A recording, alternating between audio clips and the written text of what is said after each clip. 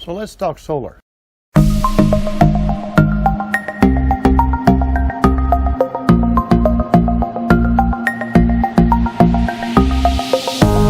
This is a first in a series of solar videos that I wanted to put together that talked about installing solar on our Winnebago travel trailer.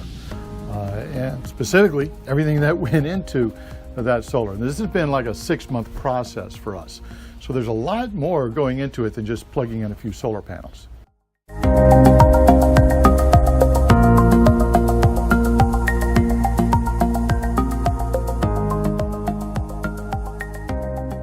Before we get into planning why we chose what we did, let's just take a quick tour of what we've ended up for our initial system. And I'll clarify this. This is our initial system because we wanted to get a system that was large enough to supply a lot of our energy needs, but do a good bit of monitoring on that, seeing just how we use that system. How much does a solar panel charge our batteries every day? How much do we consume every day? How much do we consume when we're off grid versus on grid? So those are some of the questions we had in that planning phase.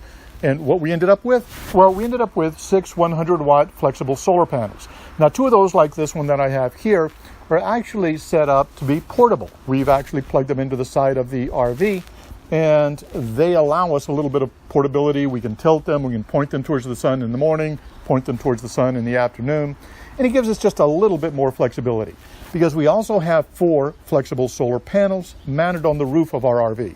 Now, those are mounted flat to the RV, and we'll get into the mounting and how we've wired all of those in our series on the solar panels. But know now that we've got 600 watts of solar.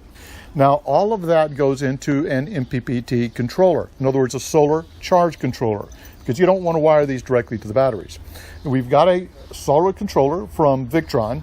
And that solar controller doesn't come with Bluetooth, but you can get a Bluetooth dongle for it, so it allows you to remotely monitor. That's one of those monitoring and management systems if you want, so that was really nice to have. The solar controller then charges the batteries that go into the system. So the next component of our solar power grid, well, it's the batteries. We've decided to go with lithium batteries, and very specifically Battle-Born lithium. So Battle-Born lithium batteries, we've got 4 100 amp hour batteries for a total of 400 amp hours. Those are actually located inside. We've put them under our bed, which is right next to the pass-through, where we've also got the solar controller and the inverter. So after the batteries comes the inverter. That's another big part of the system. We've opted again for a Victron inverter. Now, this is a smart hybrid inverter. And what that simply means is we've got the power from shore power coming directly to the inverter.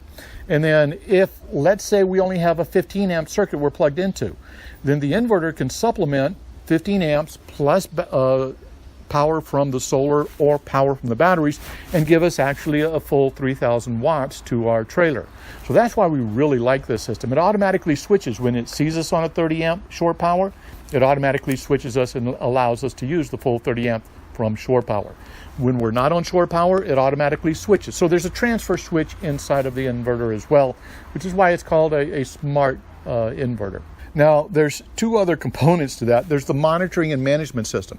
Now, every RVer that we saw that are putting solar in their systems always talk about a battery monitor. As a matter of fact, I just reviewed some solar from Gone with the Winds, who have a lot of different videos on solar.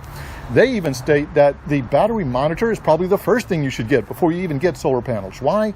Because it's allowing you to monitor power going in and out of the batteries. Now, along with that, you can also get Bluetooth on your solar controller, so being able to have some kind of monitoring on the solar controller is also helpful. But we went one step further in the monitoring and management system. Victron has a color controller. The color controller allows me to take input from the battery monitor, take input from the solar controller, and also take input from our inverter to give us a complete picture of our power grid. So we can tell how much solar each of the solar panels or all of the solar panels are providing through the solar controller at any time of day. When it gets cloudy, we can see exactly the impact of that cloud that it has on our solar system. When we plug in the two portable ones, we can see the impact of what does it do when we plug in those two extra solar panels. So it's been very helpful, but it also shows the consumption side, both the consumption of how much DC power we're consuming by DC systems in the trailer, and also how much our AC power is consuming or drawing, both when we're on grid and off grid. So that inverter and that color controller allows me to monitor all of the power going through the entire system. So that's our monitoring and management system. And then there's another component. It's all the wires and the buses and the fuses and everything. And we've basically wired our inverter and our solar controller and our batteries up to a board that we put in our pass-through. And that's where we've mounted our fuses and breakers to join all of the systems together.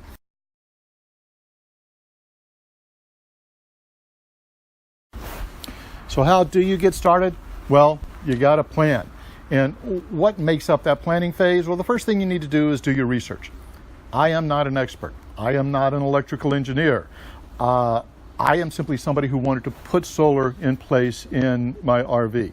So I needed a lot of research. And when I started to do research and I started to plan out what I wanted, I found out quickly, well, maybe I didn't even know enough. I needed to research and find basic education on electricity. Very quickly I learned the size of the wires is based on the amperage, and the amperage can be based on are you wiring in series or parallel, and there's a 12 volt versus 24 volt versus 48 volt. No, it's not just a DC 12 volt system and a 110 or 120 AC system.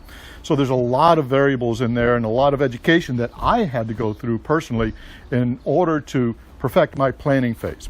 So go out, do your research, do your education to educate yourself on the electrical systems if you need to. And then my other piece of advice in terms of research, find experts. I quickly found when I started buying some of the components that I might have bought from somebody, and then I had problems with the first solar panels, and I called the Windy Nation that I bought the solar panels from. They immediately responded to the questions, and as a matter of fact, they replaced one of the solar panels because it wasn't pulling in enough wattage, but they helped me to understand how to test that solar panel. So I was able to learn from the vendors that I bought from. So first piece of advice, look for your experts. And a lot of those experts will come from vendors. Choosing the wrong vendor, when I bought the color controller and I couldn't hook it up the first time, the vendor I bought the color controller from wasn't very helpful at all. I returned it. Then I went to another vendor, Peter Kennedy Yacht Services. They were very helpful in helping me set up that color controller. And then Victron Energy themselves, they have forums. So when I started to set up the monitoring systems and connecting things together, Victron Energy and the online forums was another great source of expert advice. So do your research, do your education, but also find those experts that are able to help you. Another expert that I found, well, YouTube videos like this. And a lot of people who are putting out YouTube videos are more than happy to take comments and respond to questions. I specifically have to draw out Tom Morton from Morton's on the Move.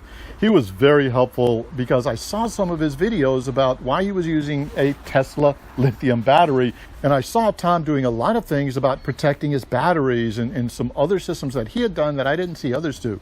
And Tom was actually very helpful in answering a few questions that I had regarding his system. So look for those experts that are out there and be able to provide you his expertise. If you can find someone to hire and help you, that can be helpful as well. I'm located in the Northeast, and all of the solar companies that I ran into here can help you with solar on your house, but weren't necessarily installing solar on RVs. There are some in the Southwest as well as in the Northwest that I found that could be helpful, but I simply wasn't there.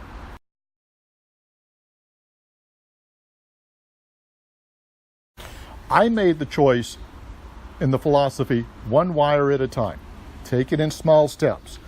Build and test things in modules. So what I did was I set up some solar panels, connected them to my existing lead acid batteries with the solar charge controller, and I just tested that and made sure I understood that complete system and knew how I wanted to wire just that. Then I went in and got the inverter, and I put the inverter with a simple lead acid battery and wanted to see how it reacted with the lead acid battery. So now I know how the inverter works with the battery system and pulling in from a plug that I just temporarily wired for it.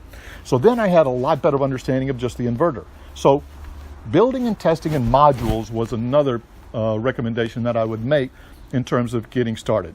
make sure that you do those modules and analyze that one component in depth and test that one component by itself.